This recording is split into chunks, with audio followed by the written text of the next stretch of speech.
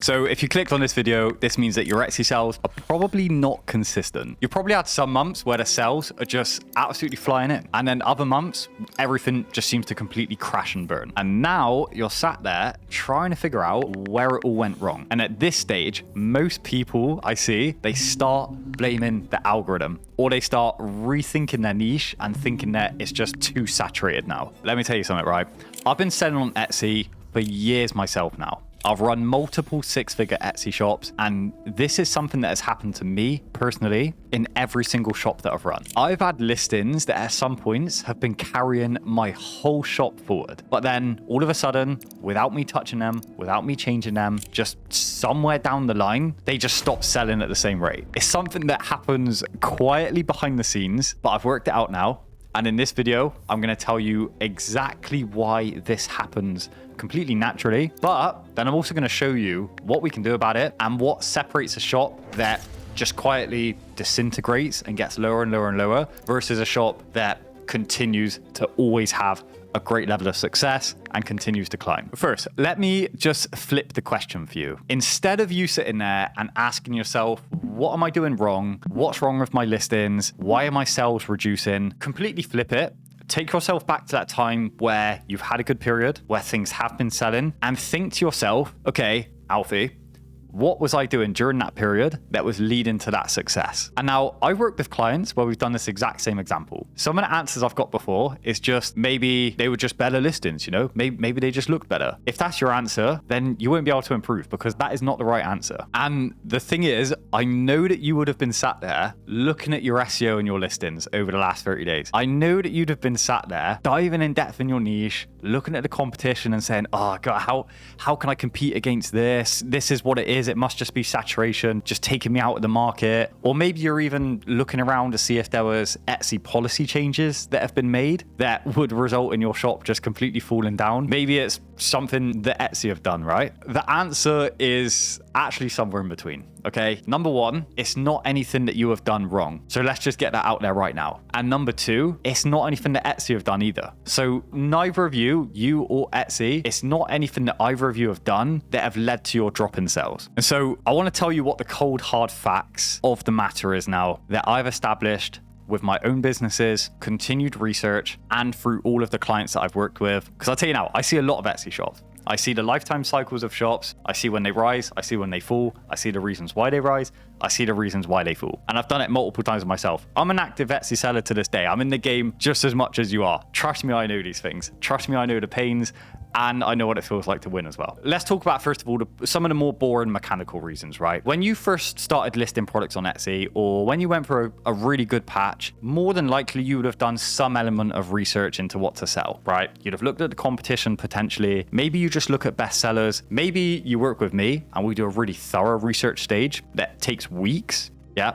Actual weeks working together, just doing research. But again, even if you haven't done that and you've just done a bit of very simple bestseller research on Etsy, you'd have then started making listings based off of that bestseller research. You'd have found some gaps in the market probably, and that would have started bringing you in some sales. Maybe even some of the products that was carrying your shop and giving you some really good momentum were seasonal. So this is the first thing that I really want to touch on. Don't you think that over time, everybody else around you is doing that same activity as well? And new shops are coming to the market doing that exact same activity as well. And I'm talking about the research and the finding new gaps in the market to find new winning designs to make new winning products. So this is the first thing that I see consistently, right? We'll get a bit of a boost, like shops will go up, you'll get well-researched designs over time because you've got that winning momentum. Some people maybe start to get a bit overconfident. They think they know the algorithm, they know the game, and they then just start making listing.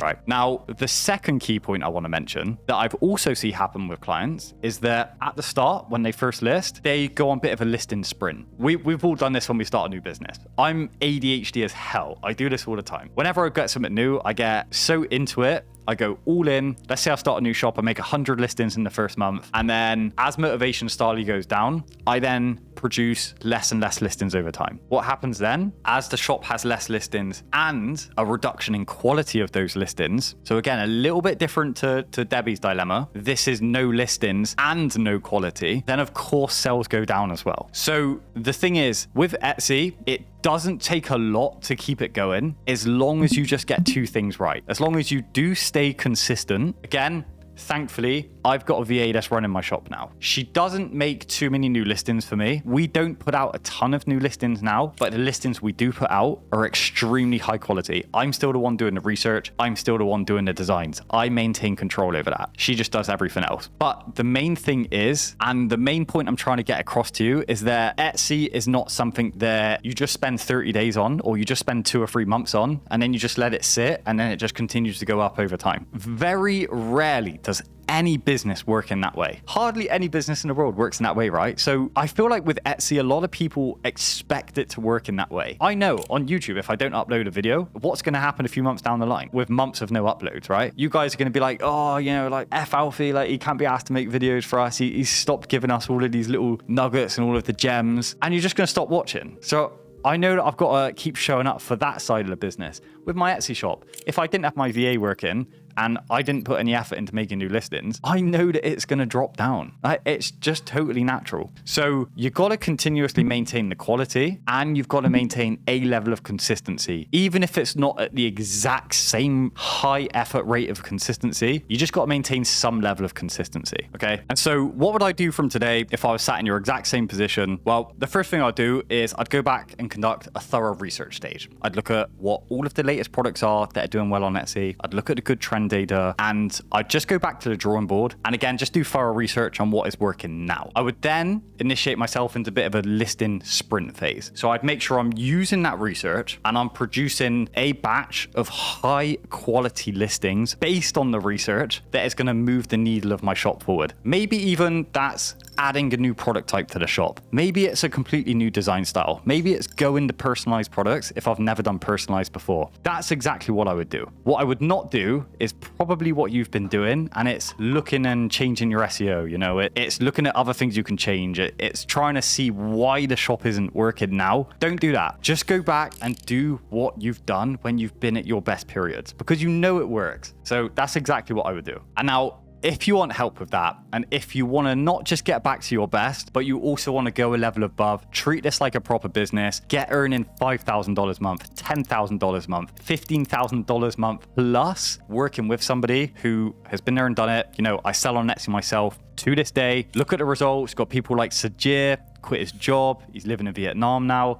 $10,000 for him for now is a slow month. That could be you. I genuinely believe there's no excuse why anybody cannot get to that level of success. If you wanted to work together, and we'll go for absolutely everything, hit the link in the video description. We'll book a call in together and we'll talk for everything. See if we're a good fit. Caveat: you need to be making a minimum of $100 a month with your shop. If you're not, then check out the community. This will get you to that point very easily within, just a few weeks. But if you are, hit the link in the video description. Let's have a chat together. Now, if you wanted to see how one of my clients, Shada, got to do it 19K months on Etsy, click out the video here, because that's a full interview that I've done with her, a full chat breaking down exactly how she got there. Take good care of yourself, guys. Thank you so much for watching. Appreciate your time as always. I'll see you on the next one. Cheers.